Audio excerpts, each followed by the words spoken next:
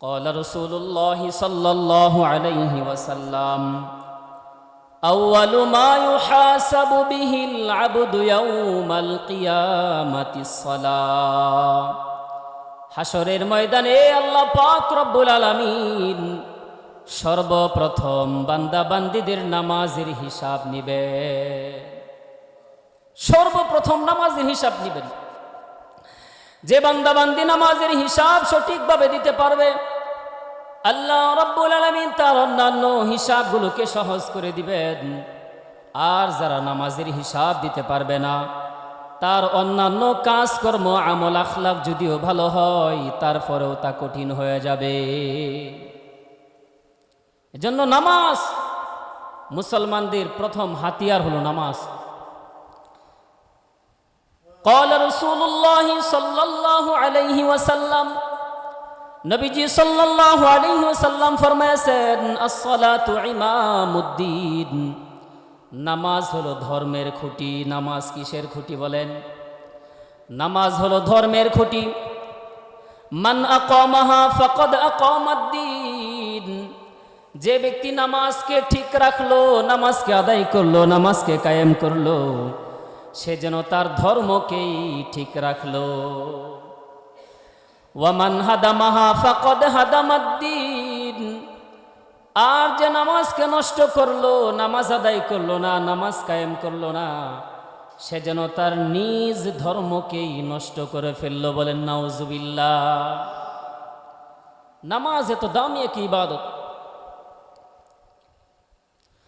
হযরত উমর রাদিয়াল্লাহু তাআলা আনহু নামাজ কত দামি ইবাদত শুনেন। হযরত উমর রাদিয়াল্লাহু তাআলা আনহু ফজরের নামাজের জন্য, ইমামতির জন্য নামাজের মধ্যে দাঁড়াইছেন। পিছন দিয়ে একজন মাজুসি, যিনি অগ্নি পূজক, আগুনের পূজা করে, সেও টুপি পাঞ্জাবি গায়ে দিয়া মুসলমানের লেবাস পরিয়া সেও নামাজে দাঁড়াইছে। সে কি মুসলমান না হিন্দু না অন্য কোনো ধর্মের বোঝা যায় না। ওই মাজুসির কোমরের মধ্যে একটা ধারালো ছুরি নিয়া নামাজের মধ্যে দাঁড়াইছে। মাজুসির নিয়ত হলো খারাপ।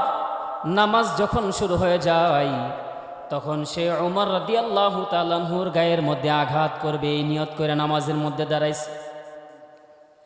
নামাজ যখন শুরু হয়ে গেছে, মাজুসি ইহুদি কোমর থেকে ধারালো ছুরিটা বের করিয়া হযরত উমর রাদিয়াল্লাহু তাআলা আনহুর পিঠের মধ্যে কয়েকটা ঘাই মারছে, কয়েকটা ছুরি দ্বারা আঘাত করছে।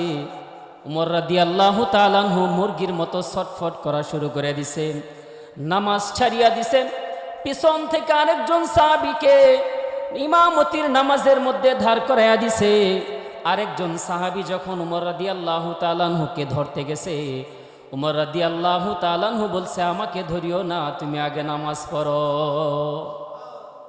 আগে তুমি নামাজ পড়ো, তারপর আমার ধরিও না, নামাজ আগে। কত গুরুত্বপূর্ণ ইবাদত হলো নামাজ। আমাদের মধ্যে এমনও মানুষ আছে, মানুষ দেখানো ইবাদত করে, মানুষ দেখানো নামাজ পড়ে, বাড়িতে থাকলে কোনোদিন নামাজ আদায় করে না। যদি কোনো জায়গায় বেড়াইতে যায়, বেড়াইতে যাওয়ার পরে ওই বাড়ির সবাইকে গিয়া জিজ্ঞাসা করে, মসজিদটা কোন দিকে, নামাজের সময় হয়েছে নি, আজান হয়েছে নি, কথা কোন ঠিক কিনা। নামাজ পড়নেওয়ালা মানুষ এটা সে প্রমাণ করে দেয়, কিন্তু ঘর বাড়িতে থাকলে সে কোনোদিন নামাজ আদায় করে না। এটা হলো মানুষকে দেখানোর উদ্দেশ্যে নামাজ।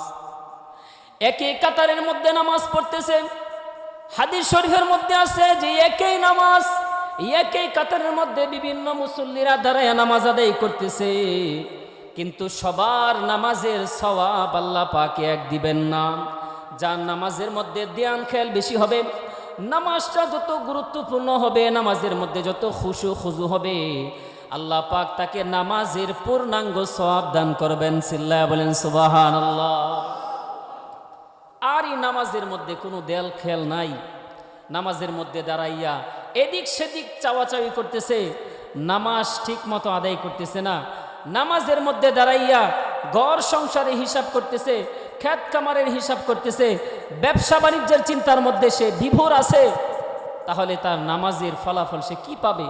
হাসরের ময়দানে এমন নামাজিদেরকে তার নামাজটাকে পুরান কাপড়ের মতো পেঁচাইয়া তার মুখের মধ্যে ঢিল দিয়া দিবে।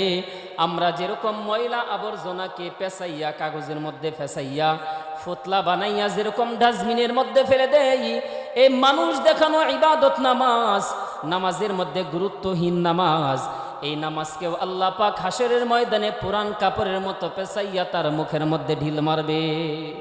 নাউজুবিল্লাহ। তবে নামাজের মধ্যে নবীজি সাল্লাল্লাহু আলাইহি ওয়াসাল্লামের কাছে একজন সাহাবী আসছে, আয়েশা বলে, ইয়া রাসূলুল্লাহ, যখন আমি নামাজের মধ্যে দাঁড়াই তখন আমার এই মনটা আমার বাড়ির মধ্যে চলে যায়, আমার ক্ষেত খামারের মধ্যে চলে যায়, আমার ব্যবসা বাণিজ্যের মধ্যে চলে যায়, ইয়া রাসূলুল্লাহ, আমার নামাজ হবে না। নবীজি সাল্লাল্লাহু আলাইহি ওয়াসাল্লাম বলছেন, তারপরে তুমি কি করো? সাহাবী বলতেছে, ইয়া রাসূলুল্লাহ, তখন আমি কবরের কথা চিন্তা করি, তখন আমি হাসরের কথা চিন্তা করি, জাহান্নামের কথা চিন্তা করি। মনটাকে আমি আমার ব্যবসা থেকে নিয়ে আসি, মনকে আমার কৃষি কাজ থেকে নামাজের মধ্যে আবার নিয়ে আসি, মনকে আমার ঘর বাড়ি থেকে সংসার থেকে আমার ঘরের মধ্যে আবার নিয়ে আসি, এরকমভাবে চেষ্টা করতে থাকি। নবীজি সাল্লাল্লাহু আলাইহি সাল্লাম বলতেছেন, এটার নামেই হলো ঈমান।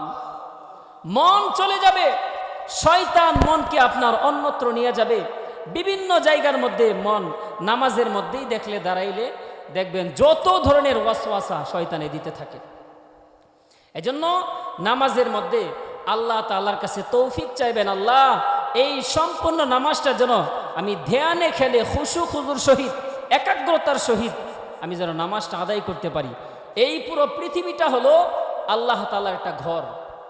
পুরো পৃথিবীটা কি আল্লাহ তাআলার একটা ঘর, এই ঘরের মালিক হলেন আল্লাহ তাআলা।